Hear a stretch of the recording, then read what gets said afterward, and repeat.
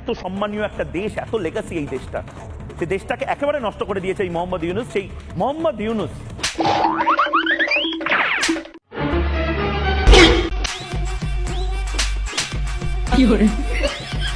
আমার ভুল হয়েছে, ক্ষমা করে দেন ভাইরে। এই ছাগলের ৩ নম্বর বাচ্চাটাকে ক্ষমা না হলে আরো ২-৪টা লাগান। বাংলাদেশের বিরুদ্ধে কথা বলতে বলতে ও মুখ দিয়ে ফেনা তুলে ফেলে। নিঃসন্দেহে তুই ঠিক কথা বলেছিস ভাইরে। এবার শুনুন, হকার সাংবাদিক ওরফে মলম বিক্রেতা ময়ূকরঞ্জন ঘোষ ও ছাগলের ২ নম্বর বাচ্চা শুভেন্দু অধিকারী নিয়ে ভারতীয় এক হুজুর কি বলে। আমাদের দেশে একটা কুকুর রঞ্জন আছে, রিপাবলিক টিভি, তারা কিছু উস্কানি মারছে। তার নাম রেখেছে বাংলাদেশের লোকরা মহলম বিক্রেতা, তাই না? মহলম বিক্রেতা এ হারামখোর কিছু উস্কানি মারছে। আর একটা মেদিনীপুরের নেতা আছে ভাঁড়, একটা ভাঁড়, সে বলছে ১,০০০ রিস্কা নিয়ে ঢাকা থেকে বেরিয়েছে কলকাতাকে দখল করবে। আচ্ছা, রিস্কা নিয়ে কোনো দেশকে দখল করা যায়? হুজুর, রিস্কা নিয়ে যে কোনো দেশ দখল করা যায় না এই কথাটা পাগলও বোঝে, কিন্তু এই দুজনকে কে বোঝাবে? আসলে এরা বুঝবে কি করে? এরা তো গরুর গুমুত খেয়ে বড় হয়েছে। আমি বলুম না, আমার শরম করে। আমরা চাল না পাঠালে, পেঁয়াজ না পাঠালে যে কাঙালি দেশ না খেতে পেয়ে মরে যাবে, সে বাংলাদেশে আবার এত বড় বড় কথা। Piece of shit. ও কিন্তু আপনাদের পেট্রোল বর্ডার বন্ধ হয়ে যাবে, আপনাদের একটাও পেঁয়াজ আর একটাও ডিম যাবে না, এটা মাথায় রাখবেন। মাথায় রেখে কথা দাদা, আপনাদের আলু পেঁয়াজ ডিম আমাদের আর লাগবে না। আপনাদের আলু পেঁয়াজের ডিম আপনাদের পাছাদা ভরে রাখেন। আপনাদের আলু পেঁয়াজ ডিম না নেওয়ার পর আপনাদের দেশের কি অবস্থা একটু দেখুন। মোদী প্রশাসন ভেবেছিল বাংলাদেশকে বিপদে ফেলেছে তারা, কিন্তু এতদিন পর যখন তাদের আলু পেঁয়াজ পচতে শুরু করলো, তখন নয়াদিল্লি বুঝতে পারলো হুমকি তাদের উপরই এসে পড়েছে। ভারতের বাংলাদেশি পর্যটক না যাওয়ায় ক্ষতির মুখে পড়েছেন কলকাতার হোটেল এবং মার্কেটের ব্যবসায়ীরা। ক্রেতার অভাবে অস্থায়ীভাবে বন্ধ হতে শুরু করেছে প্রতিষ্ঠানগুলো। ভারতীয় সংবাদ মাধ্যম ইন্ডিয়া টাইমস তুলে ধরেছে এই করুণ চিত্র। হোটেল মালিকদের বরাতে পত্রিকাটি বলছে, এখানে হোটেলের প্রায় সব রুম বুকিং দেওয়া থাকতো, এখন সেখানে ৪ থেকে ৫ রুমে লোকজন থাকছে।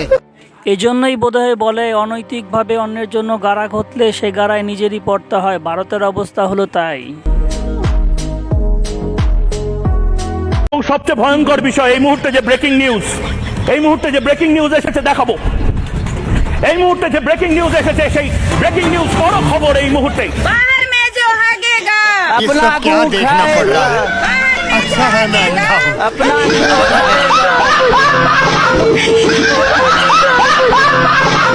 এমন নিকৃষ্ট মন মানসিকতার কোনো দেশ আর আছে কিনা আমার সন্দেহ আছে, আর সেই দেশের এত বড় বড় কথা। বাইরে এবার দেখুন, ছাগলের ৩ নম্বর বাচ্চা ওরফে মূর্খরঞ্জন ঘোষ মলম বিক্রেতা এবার মুসলমানদের কি জাতপাত আছে তা নিয়ে মাথা খারাপ হয়ে গেছে। কারণ কোনোভাবেই বাঙালিকে দাবানো যাইতেছে না। এবার যদি একটু ধর্মীয়ভাবে কিছু করা যায়। মুসলমান সম্প্রদায় মনে হয় হয়তো যে এটার মধ্যে কোনো ভাগাভাগি নেই, কিন্তু দুটো ভাগে বিভক্ত, শিয়া এবং সুন্নি। এবার আমি এগুলোরও যদি আরো নির্দিষ্টভাবে ভাগ যদি একবার দেখাই, শিয়া কমিউনিটির মধ্যে রয়েছে, বোহরা রয়েছে, খোজে রয়েছে, নুসাইরি রয়েছে, আবার অন্যদিকে জেইদি রয়েছে,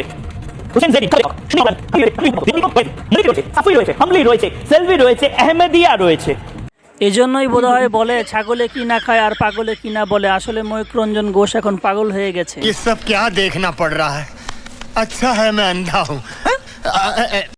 বাংলাদেশের মতো একটা শক্তিশালী জন্মগ্রহণ করা একটা ভাগ্যের ব্যাপার, ভারতের মতো একটা দুর্বল দেশে জন্মগ্রহণ করা অন্য ব্যাপার।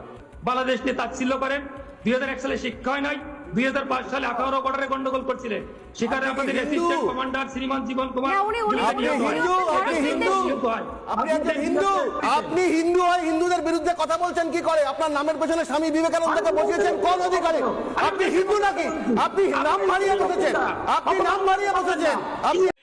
ভাইরে, সত্য কথা বলাতে দাদাদের পাছায় আঙুল লেগে গেছে। উনি হিন্দু না মুসলমান সেটা বড় কথা নয়, বড় কথা হলো উনি একজন বাঙালি। আর বাঙালি কখনো হিন্দু বা মুসলমানের জাতপাত ভাগ করে না। আমরা হিন্দু মুসলমান ভাই ভাই, আমরা একসাথে মিলেমিশে থাকি। আপনাদের মতো না যে হিন্দু মুসলমানের দেয়াল তুলে একে অপরের উপর হানাহানির অত্যাচার দাঙ্গা ফাসাদ করতে থাকি।